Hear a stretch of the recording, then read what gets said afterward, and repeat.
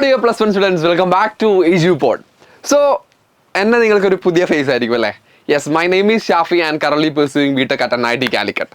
So നമ്മൾ ഇന്ന് discuss ചെയ്യാൻ പോകുന്നത് വെച്ചാൽ എന്താണ് JEE മെയിൻ എക്സാംസ്, അതോടൊപ്പം തന്നെ അതിൻ്റെ കരിയർ ഓപ്പർച്യൂണിറ്റീസിനെ കുറിച്ചും കാര്യങ്ങളെക്കുറിച്ചും ഒക്കെ ആയിരിക്കും നമ്മൾ ഡിസ്കസ് ചെയ്യുന്നത്. സോ നമുക്ക് വീഡിയോയിലേക്ക് പോവുകയാണെങ്കിൽ first of all what is JEE എന്നുള്ളതാണ്.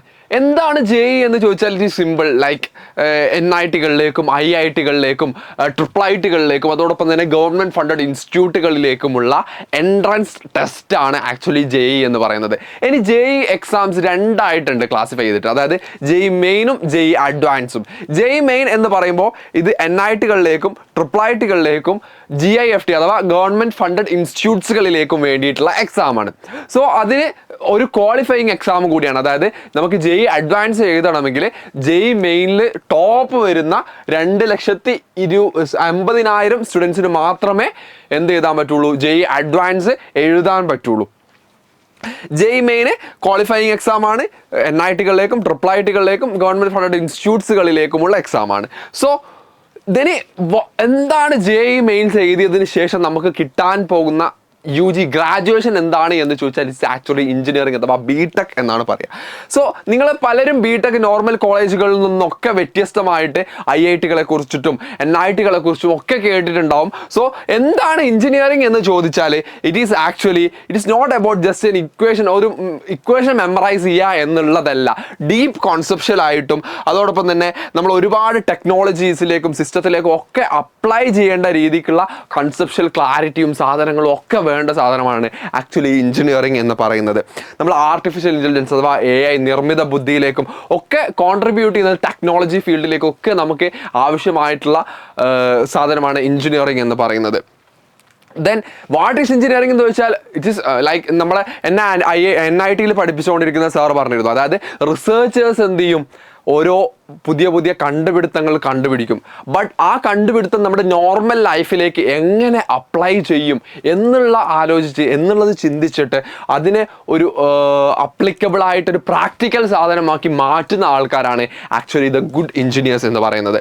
ദെൻ വൈ ചൂസ് എഞ്ചിനീയറിംഗ് എന്ന് ചോദിച്ചാൽ അതിൽ മെയിനായിട്ട് പറയുന്നതാണ് നല്ല ഇന്നോവേഷൻസും സാധനങ്ങളും ഒക്കെ ഉള്ള ആൾക്കാർ. അതായത് നമുക്ക് പുതിയ ട്രെൻഡിങ് ഫീൽഡുകളായിട്ടുള്ള ക്വാണ്ടം കമ്പ്യൂട്ടിങ്ങും റോബോട്ടിക്സും ബയോടെക്കും അതോടൊപ്പം തന്നെ നമ്മുടെ ആർട്ടിഫിഷ്യൽ ഇൻ്റലിജൻസ് ഡാറ്റാ സയൻസ് അങ്ങനത്തെ ഒരു ഇപ്പോൾ ഏറ്റവും കത്തി നിൽക്കുന്ന ഫീൽഡുകളെ കുറിച്ചൊക്കെ നല്ല ഇന്നോവേഷൻസും കാര്യങ്ങളും ഒക്കെ ഉള്ള ആൾക്കാർക്ക് engineering is A good option. അതോടൊപ്പം തന്നെ നമ്മുടെ ലൈക്ക് ഗ്ലോബൽ റീച്ച്, അതായത് നമുക്കൊരു സിലിക്കൺ വാലിയിലേക്ക് അല്ലെങ്കിൽ അങ്ങനെ എഞ്ചിനീയറിംഗിൻ്റെ തലസ്ഥാനങ്ങൾ, the hub of the engineering tech ഫീൽഡുകളുടെ ഹബ്ബുകളിലേക്ക് സിലിക്കൺ വാലിയും അതോടൊപ്പം തന്നെ ടോക്കിയോയിലും ഒക്കെ നമുക്ക് നല്ല ഭാവിയിൽ എത്തിച്ചേരാൻ പറ്റും. അതോടൊപ്പം തന്നെ ഒരു എക്കോ സിസ്റ്റം, അതായത് നമുക്ക് ഒരുപാട് പേര് നോക്കിയാൽ പല സ്റ്റാർട്ടപ്പ് ഫൗണ്ടേഴ്സും, അതായത് നമ്മളിപ്പോൾ ഏതർ നോക്കുകയാണെങ്കിൽ അത് IIT മദ്രാസിൽ നിന്നുള്ള സ്റ്റാർട്ടപ്പാണ്. അതോടൊപ്പം തന്നെ അങ്ങനെ ഒരുപാട് സ്റ്റാർട്ടപ്പുകളും കാര്യങ്ങളും ഒക്കെ മൾട്ടി ബില്യൺ ഡോളറുകളുടെ ടെക് സ്റ്റാർട്ടപ്പുകൾ തുടങ്ങിയിട്ടുള്ള ആൾക്കാരാണ് ഒരുപാട് എഞ്ചിനീയേഴ്സ് എന്ന് പറയുന്നത്. ദെൻ അപ്പോൾ ഇതൊക്കെയാണ് എന്താണ് എഞ്ചിനീയേഴ്സ് എന്നും എന്തൊക്കെയായിരിക്കും എഞ്ചിനീയേഴ്സിൻ്റെ ഭാവികളിൽ വരാൻ പോകുന്ന ഓപ്പർച്യൂണിറ്റീസും എന്നൊക്കെ പറഞ്ഞു. അപ്പോൾ നിങ്ങൾക്ക് ചോദിക്കാനുണ്ടാവുക നമുക്ക് ആ ഒരു ലെവലിലുള്ള ഒരു ഏറ്റവും ഹയർ മോസ്റ്റ് പൊസിഷനുകളിലേക്ക് എത്തണമെങ്കിൽ നമ്മൾ എന്താണ് പഠിക്കേണ്ടത് എന്നായിരിക്കും നിങ്ങൾക്ക് ചോദിക്കേണ്ടാവുക. അപ്പോൾ ഇതിൽ മെയിൻലി വരുന്നത് എന്ന് വെച്ചാൽ ഫിസിക്സും കെമിസ്ട്രിയും മാത്തമാറ്റിക്സുമാണ്. നമ്മുടെ ഹയർ സെക്കൻഡറി നിങ്ങളിപ്പോൾ +1 പോകുന്നതായിരിക്കും നമ്മുടെ മക്കളൊക്കെ. അപ്പോൾ അവരൊക്കെ എന്ത് ചെയ്യണം, ഹയർ സെക്കൻഡറിയിൽ ഉണ്ടാകുന്ന നമ്മുടെ +1 +2 ടോപ്പിക്കുകളായിട്ടുള്ള ഫിസിക്സ് കെമിസ്ട്രി മാത്തമാറ്റിക്സിൽ ഇതിൽ NCERT നോളേജും അതോടൊപ്പം തന്നെ നല്ല ന്യൂമറിക്കലും സ്കില്ലും ഉണ്ടായാൽ മാത്രമേ നമുക്ക് എന്ത് ചെയ്യാൻ പറ്റുള്ളൂ, JEE മെയിൻ അല്ലെ JEE അഡ്വാൻസ് ഒക്കെ പോലെയുള്ള ആ ഒരു നാഷണൽ ഇമ്പോർട്ടൻസിൽ നടത്തുന്ന ഇൻസ്റ്റിറ്റ്യൂട്ടുകളുടെ എൻട്രൻസ് എക്സാം ക്രാക്ക് ചെയ്യാനും അതോടൊപ്പം തന്നെ നല്ല ഏറ്റവും ഹയർ മോസ്റ്റ് പൊസിഷനുകളിലേക്ക് നമുക്ക് എത്താനും പറ്റുള്ളൂ. അപ്പോൾ അതിനെന്താണ് ചെയ്യേണ്ടതെന്ന് ചോദിച്ചാൽ നമുക്ക് JEE മെയിൻസ് എക്സാമിൽ മെയിൻസിൻ്റെ കേസിലേക്ക് പറയുകയാണെങ്കിൽ ഏതാണ്ട് 25 ക്വസ്റ്റ്യനുകളാണ് ഫിസിക്സിൽ നിന്നും കെമിസ്ട്രിയിൽ നിന്നും മാത്തമാറ്റിക്സിൽ നിന്നും ടോട്ടൽ 75 ക്വസ്റ്റ്യനുകളാണ് വരുന്നത്. സോ അതിൽ ഏറ്റവും കൂടുതൽ സോൾവ് ചെയ്യുന്നവരാണ് ഏറ്റവും ഹയർ പൊസിഷനിലേക്കും ഹയർ റാങ്കുകളിലേക്കും എത്തിച്ചേരുന്നത്. ദെൻ എന്താണ് ഇതിൻ്റെ ഇനി എക്സാം സ്ട്രാറ്റജി എന്താണെന്ന് ചോദിച്ചാൽ നമ്മുടെ മുന്നിൽ ഏതാണ്ട് 2 വർഷമുണ്ട്. ഇറ്റ്സ് മോർ ദാൻ ഇനഫ് എന്ന് പറയാം. അതായത് നമുക്കൊരു 700-ലധികം ദിവസങ്ങളുണ്ട്. ഇനി വരുന്ന അപ്കമിങ് ആയിട്ടൊരു 700-ലധികം ദിവസങ്ങൾ നമ്മളെ മുമ്പിലുണ്ട്. സോ കറക്റ്റായിട്ട് പ്ലാൻ ചെയ്യുകയും കറക്റ്റായിട്ട് അതിനെ ആക്യുറസിയോടുകൂടെ മെയിൻറ്റെയിൻ ചെയ്യുകയും അത്രയും വാസ്റ്റ് ആയിട്ടുള്ള സിലബസ് നമുക്ക് cannot be cracked by over a few months. നമുക്ക് എക്സാം അടുക്കട്ടെ എന്ന് വിചാരിച്ചിട്ട് ആ ഒരു സമയത്തേക്ക് നിന്നാൽ നമുക്ക് ചെറിയൊരു സമയം കൊണ്ട് ഒരിക്കലും ഇത് തീർക്കാൻ പറ്റില്ല. അപ്പം നമ്മൾ സ്ട്രക്ചേർഡ് ആയിട്ട് ഫ്രം ദ ബിഗിനിങ് +1 മുതൽ തന്നെ നമ്മൾ കോംപ്ലക്സ് ആയിട്ടുള്ള തിയറീസും ബേസിക് കോൺസെപ്റ്റുകൾ ഉറപ്പിച്ച് തന്നെ പോവേണ്ടതുണ്ട്.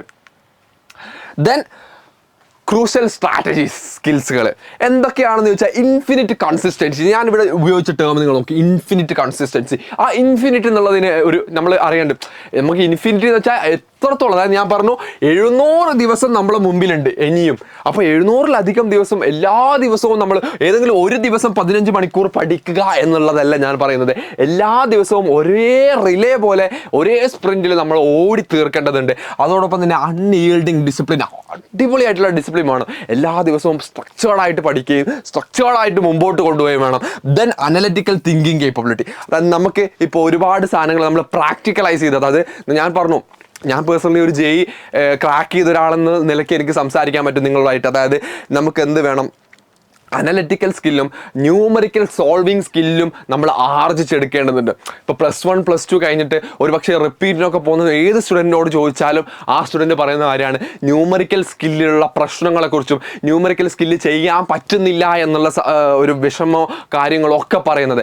സോ ആ സാധനം നമ്മൾ എന്ത് ചെയ്യേണ്ടതുണ്ട്, ഇപ്പം തന്നെ ഡെവലപ്പ് ചെയ്ത് ബൈ പ്രാക്ടീസ് കൊണ്ട് തന്നെ നമ്മൾ ഒരുപാട് ഡെവലപ്പ് ചെയ്ത് കൊണ്ടുവരേണ്ടതുണ്ട്. ദെൻ പിന്നെ ഒന്നാണ് ടൈം മാനേജ്മെൻറ്റ് എന്ന് പറയുന്നത്. ടൈം മാനേജ്മെൻറ്റ് എന്ന് പറയുമ്പോൾ നമുക്ക് സ്പീഡായിട്ട് ഏറ്റവും എക്സ്ട്രീം സ്പീഡിൽ അതോടൊപ്പം തന്നെ ആക്യുറേറ്റ് ആയിട്ട് ഓരോ ക്വസ്റ്റ്യൻസും ചെയ്ത് അത് അത്രയും അടിപൊളിയായിട്ട് ചെയ്ത് തീർക്കാൻ നമ്മളെ കൊണ്ട് പറ്റണം. Then what are the elite post after IITക്ക് ശേഷം നമ്മളുടെ ജീവിതം എങ്ങനെയായിരിക്കും. നമ്മൾ JEE മെയിൻസ് അല്ലെങ്കിൽ JEE അഡ്വാൻസ് ഒക്കെ ക്രാക്ക് ചെയ്താൽ നമുക്ക് NITകളിലേക്കും IITകളിലേക്കും എത്തിച്ചേരാൻ പറ്റും. അപ്പോൾ നമുക്ക് എന്തൊക്കെയാണ് അതിൽ കിട്ടുന്നത് എന്ന് വെച്ചാൽ സോഫ്റ്റ്വെയർ അല്ലെങ്കിൽ AIയിലേക്കുള്ള ലീഡർഷിപ്സും അതോടൊപ്പം തന്നെ കോർ എഞ്ചിനീയറിംഗ് സെക്ടേഴ്സ്, അതായത് നമ്മുടെ ഇപ്പോൾ ഏതെങ്കിലും മെക്കാനിക്കൽ സെക്ടറുകളാണെങ്കിൽ സിവിൽ സെക്ടറുകളാണെങ്കിൽ അങ്ങനെ കോർ എഞ്ചിനീയറിംഗ് സെക്ടറുകളിലേക്ക് നമുക്കുള്ള ജോലികൾ, അതോടൊപ്പം തന്നെ കൺസൾട്ടൻസി, സ്ട്രാറ്റജിക് മാനേജ്മെൻറ്റ്, അങ്ങനത്തെ ഒരുപാട് സെക്ടറുകളൊക്കെ ബിടെക്കിൻ്റെ നമുക്ക് തുറന്നു നൽകുന്നത് NITകളിലെ IITകളിലൊക്കെ പഠിച്ചാൽ നമുക്ക് ഓപ്പർച്യൂണിറ്റിയുടെ വാതിലുകൾ തന്നെയാണ് തുറക്കപ്പെടുന്നത്. Then the funnel of excellence. എത്രത്തോളം നമ്മൾ ഞാൻ മുമ്പ് പറഞ്ഞു നമുക്ക് ഇൻഫിനിറ്റ് ആയിട്ടുള്ള കൺസിസ്റ്റൻസി വേണം. അപ്പോൾ നിങ്ങൾ നോക്കണം എത്രത്തോളമാണ് ഇതിൻ്റെ കോമ്പറ്റീഷൻ എന്ന് പറയുന്നത്. നമ്മുടെ ടോട്ടൽ ആസ്പിറൻസ് എന്ന് പറയുന്നത് ഒരു 14 ലക്ഷം മുതൽ 18 ലക്ഷം വരെ കുട്ടികൾ എഴുതുന്ന എക്സാമാണ് JEE മെയിൻ എന്ന് പറയുന്നത്. അതിൽ നിന്ന് ക്വാളിഫൈഡ് ആയിട്ടുള്ള വെറും 2.5 ലക്ഷം, നിങ്ങൾ നോക്കണം 2.5 ലക്ഷം സ്റ്റുഡൻസിനാണ്, ഈ 2.5 ലക്ഷം സ്റ്റുഡൻസ് ആണ് JEE അഡ്വാൻസ് എഴുതുന്നത്. ആ JEE അഡ്വാൻസ് എഴുതുന്ന 2.5 ലക്ഷത്തിലുള്ള 17,500ഓളം സ്റ്റുഡൻസിന് മാത്രമേ IITകളിൽ സീറ്റ് കിട്ടുള്ളൂ. This is the reality. അപ്പോൾ ഈ റിയാലിറ്റി മനസ്സിലാക്കിക്കൊണ്ട് ഇത്രയും നല്ല കോമ്പറ്റീറ്റീവ് ആയിട്ടുള്ള സ്പീഷീസ് നമ്മൾ ആവണം എന്നുള്ള, ഇന്ത്യയിൽ നിന്നുള്ള ഏറ്റവും കോമ്പറ്റീറ്റീവ് ആയിട്ടുള്ള സ്പീഷീസുകളിൽ ഒരാളായിരിക്കണം എന്ന് നിങ്ങൾക്ക് പലർക്കും ആഗ്രഹം ഉണ്ടാവും. സോ എവ്രിവൺ, ഓരോ IITനോ അല്ലെ NITനോ was once a student, normal student ആയിരുന്നു who simply choose consistency over excuses. എക്സ്ക്യൂസുകൾ മാറ്റി നിർത്തിക്കൊണ്ട് കൺസിസ്റ്റൻ്റ് ആയിട്ട് ഡെയിലി എഫേർട്ട് ഇടാനും ഡെയിലി വർക്ക് ചെയ്യാനും ഒക്കെ തയ്യാറായിട്ടുള്ള ആൾക്കാരാണ് നിങ്ങളെപ്പോലുള്ള ഓരോരുത്തരുമാണ് ഇന്ന് IITകളിലേക്കും NITകളിലേക്കും എത്തിച്ചേർന്നിട്ടുള്ളത്.